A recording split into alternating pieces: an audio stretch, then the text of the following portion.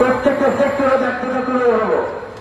আজকে আমাদের উপদেষ্টারা অত্যন্ত গরিব মানুষ, আমি মানছি, কিন্তু ম্যাক্সিমাম উপদেষ্টারই অনেক বয়স্ক হয়ে যায়, অনেক বয়স হয়ে যায়। তারা কিন্তু এখন ঠিকঠাক মতন অফিসে আসতে পারে না, কোন সঠিক দায়িত্ব নিতে পারে না, সিদ্ধান্ত গ্রহণ করতে পারে না, যে জায়গায় ছোট ছোট জায়গায় করে চলতে পারছে না। আপনার উচিত ছিল এই উপদেষ্টাগুলোকে প্রজ্ঞা এবং কারণ নির্ভর করে গড়ে তোলা। সেখানে আমরা ব্যর্থতা দেখতে পাচ্ছি, শুধু প্রজ্ঞা দিয়েছেন আপনি, কারণ দেন নাই। সেই কারণে আজকে আমরা প্রত্যেকটা সেক্টরে ব্যর্থ হয়ে যাচ্ছি। আমাদের আমলারা তারা কোনোভাবে আমাদের উপদেষ্টাকে সাহায্য সহযোগিতা করছে না। আমাদের এই যে আচরণ, এটা কিন্তু 2018 ইলেকশনের পর থেকে আমরা এই আচরণ করেছে। যখন আওয়ামী লীগ ফ্যাসিস্ট এই আমাদেরকে দিয়ে ইলেকশন করিয়ে দিয়েছিল, ঠিক সেই তারপর থেকে আমরা আর কোনোদিন মন্ত্রীদেরকে গণে নাই, আমরা কোনোদিন সাধারণ জনসাধারণকে গণে নাই। তার জন্য তাদের মধ্যে আজকে সেম অ্যাটিটিউড থেকে গেছে। এই সরকারকে কেউ সহায়তা করে না। এই সরকার সহায়তা নেওয়ার মতো কোনো ব্যবস্থা করে না। তারা কোন রকম কোন কাজ আমাদের কাছে এখনো সফলতার দিকে নিয়ে যেতে পারে নাই। দুঃখজনক ঘটনা। আমরা ছোট্ট একটা দাবি করেছিলাম, একদম 100% যৌক্তিক, হ্যাঁ হলে হ্যাঁ বলবেন, না হলে না বলবেন। আমাদের স্কুলের যে বাচ্চারা পড়তে যায় তাদেরকে প্রতি বছর রিঅ্যাডমিশন ফি দিতে হয় কিনা? এটা কি যৌক্তিক না অযৌক্তিক?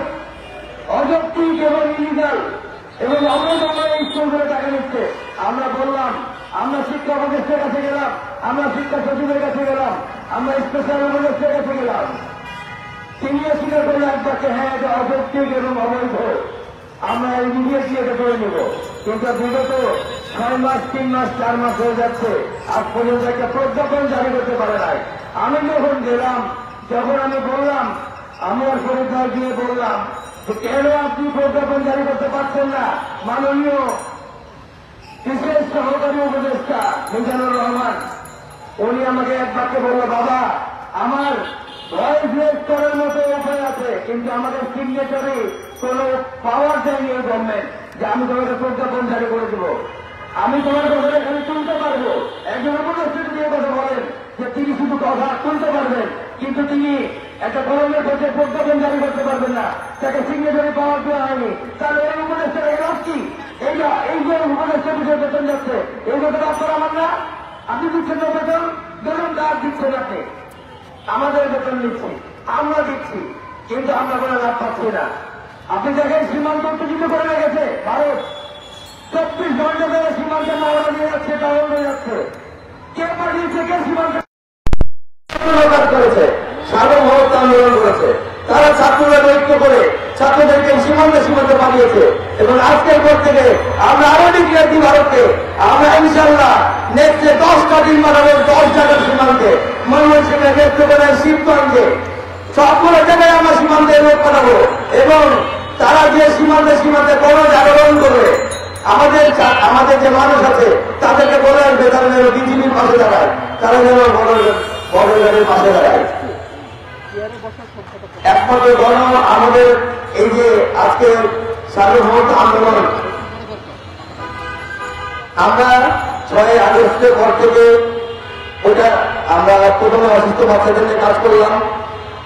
আমরা দুঃখজনক ভাবে দেখতে পারলাম যে ছাত্রদের সাথে বৈষম্য বিরোধী এবং নাগরিক কমিটি, তাদের সাথে আমরা এই রাস্তায় ওই রাস্তায় একসাথে আন্দোলন করেছি।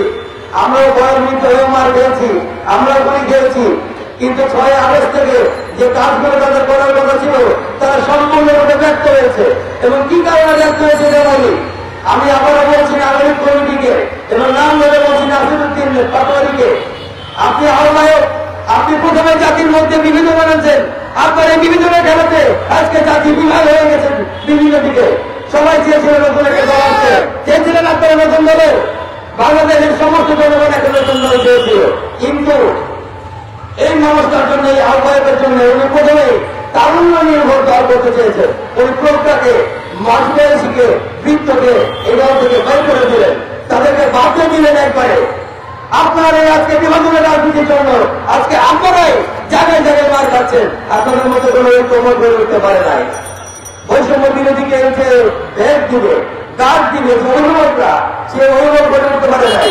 আগে মাহবুব আলমকে বলেছিলাম যে ভাইয়া তোমরা একটা কাজ করো, বৈষম্য বিরোধী ছাত্রদের মধ্যে থাকো, ছাত্রদের সংগঠন থাকো, কিন্তু উপদেষ্টা মন্ডলীতে এরকম প্রকাশের কিছু মানুষ দাও, 10 জন মানুষ দাও, 10 জন মানুষের অভিজ্ঞতা নিয়ে তাদের দোয়া নিয়ে তারা সামনে এগিয়ে যায়। কিন্তু আজ পর্যন্ত এটা করেনি, আজ পর্যন্ত করেনি বলেই তারা বৈষম্য বিরোধী এখন রাস্তায় রাস্তায় মার খাচ্ছে, বিভিন্ন জায়গায় তাদেরকে করতে উচ্চারণ করতে হামলা করছে। তোমরা ভয়ের কথা শুনবো না, তোমরা অভিজ্ঞতা নেবা না, নিজেদের ইচ্ছা মতো চলবা, চলে দেশটাকে বাড়ানো বাড়াবা, আমাদেরকে তোমরা নষ্ট করবা। আমরা আজকে মুখ পাই না, যে মুখে তোমাদের জন্য সুনাম করেছি সেই মুখে আমি দুর্নাম করতে পারি না তোমাদের জন্য। তোমরা আমাদের বাচ্চাদের বাচ্চা সমুদ্র, আমরা পাচ্ছি না তোমাদের জন্য খারাপ কথা বলতে, কিন্তু তোমরা একই খেলায় মেতেছ, তোমরাও ফ্যাসিস্ট করে যাচ্ছ। কেউ কিছু মুখ করলে তোমরা তাকে আওয়ামী লীগ ট্যাগ দিচ্ছ, এইগুলো অন্যায়। এখানে বসে আছে আমার পল্লী বিদ্যুৎ ভাইয়েরা, পল্লী বিদ্যুতের যে এই সমিতি করেছে, দেখেন আপনারা বলছেন আপনারা বৈষম্য বিরোধী, তোমরা বৈষম্য বিরোধী, অথচ একই দেশে একই জায়গায় একই রকম বৈষম্য হচ্ছে। এই পল্লী বিদ্যুতের মানুষগুলো পল্লী বিদ্যুতের 2টা শাখা করেছে, একটা শাখাতে বড় বড় অফিসাররা বসে আছে, তাদের জন্য আলাদা রুলস, তারা সরকারি চাকরি করে। আর এই পল্লী বিদ্যুতের 45,000 লোক আছে, 35,000 জনগণকে দিয়ে 95% মানুষের পল্লী বিদ্যুৎ দেওয়া হয় বাংলাদেশে। এই 45,000 লোককে তারা সম্পূর্ণভাবে চুক্তি ভিত্তিক রেখেছে এবং ডেইলি বেসিস করে রেখেছে। কি অন্যায়, কি ন্যাক্কারজনক ব্যাপার, কি বৈষম্য তোমাদের মধ্যে। এই লোকগুলো যখন কথা বলতে গেছে তারা সুন্দরভাবে তাদের মত প্রকাশ করতে যাচ্ছে। আপনি যাবেন না মত প্রকাশ করতে ভাই? আপনি যখন দেখবেন যে ভাই 15 বছর 20 বছর পরে আজকে আমার একটা সরকার এসছে, আমি চাই আমার সরকারের কাছে নিজের কিছু দাবি তুলে ধরতে, নিজের কিছু কথা বলতে, সুখ দুঃখের কথা শেয়ার করতে, এই লোকগুলা গেছিল, তাদের বিরুদ্ধে রাষ্ট্র বিরোধী মামলা নিয়ে আসা হয়েছে। কে নিয়ে এসেছে? ওই ফ্যাসিস্ট, একই ফ্যাসিস্টের দালালটা এখনো ভেঙে গেছে ওইখানে। ওই দালালরা তাদেরকে সরকারকে ভুল বুঝিয়ে তারা তাদের বিরুদ্ধে লেগিয়ে দিয়েছে। এই লোকগুলোর জিন্দেগি হারাম করে দিয়েছে, ঘুম হারাম করে দিয়েছে, সংসার ছিল সেটা হারাম করে দিয়েছে। কেন করে দিয়েছে? আজকে আমাদের মিটারিংয়ের ভাইরা, আমাদের এখানে যারা আছে, একদিন চাকরি না করে একদিন বেতন পায় না, ঘরে ভাত হয় না, কেন তাদের এই অবস্থা থাকবে?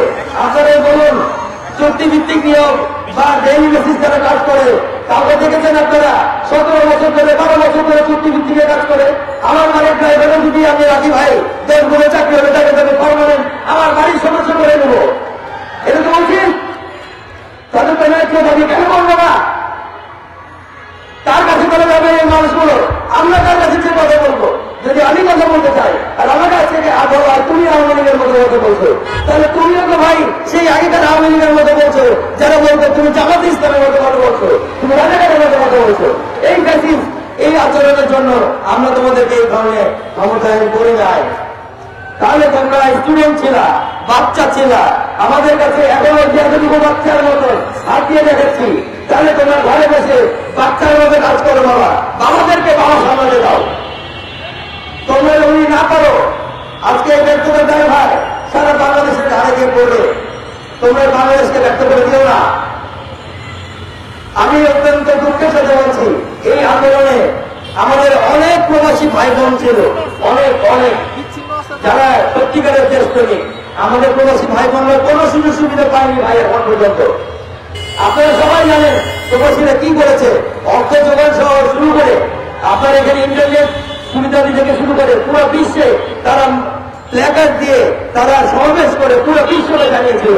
কিন্তু আজ অবধি তাদেরকে বাংলাদেশে আনতে পারেনি সরকার। তাদের বিরুদ্ধে কেসগুলো এখনো তুলে নেওয়া হয়নি। আওয়ামী লীগ যে কেসগুলো দিয়েছিল তাদের বিরুদ্ধে কেস এখনো তুলে নেওয়া হয়নি। তাদের মানে টিকিট যে প্লেন ফেয়ার এখন পর্যন্ত কমাতে পারলো না, টিকিটের সিন্ডিকেট ভাঙতে পারেনি এই সরকার। একটা প্লেনের এমন একটা অনৈতিক ব্যাপার, আমি যদি কালকে গতকালকে টিকিট কাটি তার জন্য আমাদের 7,000 টাকা গুনতে হবে। আমি যদি 15 দিন আগে টিকিট কাটি তার জন্য 3,000 টাকা গুনতে হবে। এটা কোন দুনিয়া নিয়ম ভাই?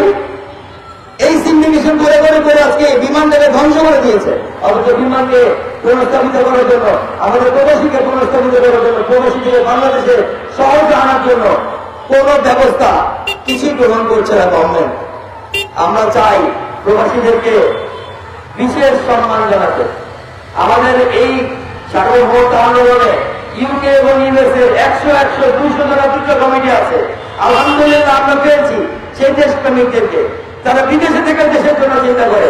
যদি আমার সার্বভৌমত্ব থেকে না পড়ে ওই বিদেশের মাটিও কেটে যাবে, আমাদের বন্ধুরা ওখানে বসে থেকে আন্দোলন করবে আমাদের জন্য। বাংলাদেশকে ভারত তুমি আর এত সহজ মনে করো না, আমরা এখন বিশ্বের কোনায় কোনায় ছড়িয়ে গেছি। ইনশাআল্লাহ সার্বভৌমত্ব আন্দোলন একদিন বাংলাদেশকে সবচেয়ে বেশি দেশপ্রেমিক বানিয়ে দেখাবে। বাংলাদেশের মধ্যে সবচেয়ে বেশি দেশপ্রেমিক এই সার্বভৌমত্ব আন্দোলন তৈরি করবে ইনশাআল্লাহ। আর এই আন্দোলনে আরেকটা মানুষ কাজ করেছে, আমার মঞ্চে সবাই করেছে, এই ভাইরাতে করেছে। আরো একজন প্রবাসী নেতা আছে আমাদের, তিনি হলেন তারেক জিয়া। আমি অস্বীকার করবো না, এই ভদ্রলোক তারেক জিয়া আমাদেরকে বিভিন্ন জনকে রাতে রাতে ফোন করেছে। কোন জায়গাতে তোমরা মার খাচ্ছ, কোন জায়গাতে আমরা দুর্বল বাঙালিরা বলো, আমি ওখানে লোক পাঠাবো। ওইখানে লোক পাঠিয়েছে উনি, ওখানে আমাদেরকে সফল করেছেন। কিন্তু দুঃখজনক ব্যাপার বিএনপি, আমি দুঃখজনক ব্যাপার বলবো, আমি ভিন্নতম হয়ে বলবো যে ফখরুল ইসলাম আলমগীর আপনার মতো লোক এখানে বসে থেকে আজকে পর্যন্ত তারিখ দিয়ে কেসগুলো উইথড্র করতে পারলেন না। আপনি আপনার নেতাকে বাংলাদেশের মাটিতে এনে দেখাতে পারলেন না, আপনার জন্য ধিক্কার। যদি আপনি সত্যি বিএনপির নেতা হয়ে থাকেন, আপনার তারেক জিয়াকে বাংলাদেশে এনে দেখানো উচিত ছিল। ওনার বিরুদ্ধে যে মামলাগুলো ছিল সেগুলো ডিলিট করে, অন্যদের মামলা যেমন ডিলিট করেছেন, ওনার মামলাগুলো ডিলিট করে আপনার বাংলাদেশের মাটিতে ওনাকে এনে দেখাচ্ছিল। তাহলে আজকে আওয়ামী লীগ বিশ্বাস করেন ভাই, তারেক জিয়া যদি বাংলাদেশের মাটিতে পাঠাতো, আমরা যদি ঐক্যবদ্ধ থাকতাম সার্বভৌমত্ব আন্দোলন, তাহলে ইনশাল্লাহ এই যে এই ছেলেগুলো মার খাচ্ছে, এই ছেলেগুলোকে রাতে রাতে মেরে যাচ্ছে, এই ছেলেগুলোকে ছেলে খুব হামলা করছে, কোনদিন সাহস পেত না আওয়ামী লীগ, কোনদিন পেত না। আমাদেরকে এক থাকতে হবে ভাই। আপনারা চান না নতুন দল আসুক? চান? আমরা সার্বভৌমত্ব আন্দোলন থেকে ইনশাআল্লাহ নতুন দল, নির্বাচনমুখী দল করবো। আপনারা যদি সাথে থাকেন, থাকবেন আপনারা সাথে, বাধা দেন আপনারা সাথে থাকলে আমরা দেশপ্রেমিকদের দল, নতুন নির্বাচনমুখী দল করবো। আমরা নতুন রাজনৈতিক দর্শন সৃষ্টি করবো ইনশাআল্লাহ বাংলাদেশে। আপনাদের সবাইকে অনেক অনেক ধন্যবাদ, অশেষ কৃতজ্ঞতা। কষ্ট করে আসছেন, আমাদের সাথে থাকবেন।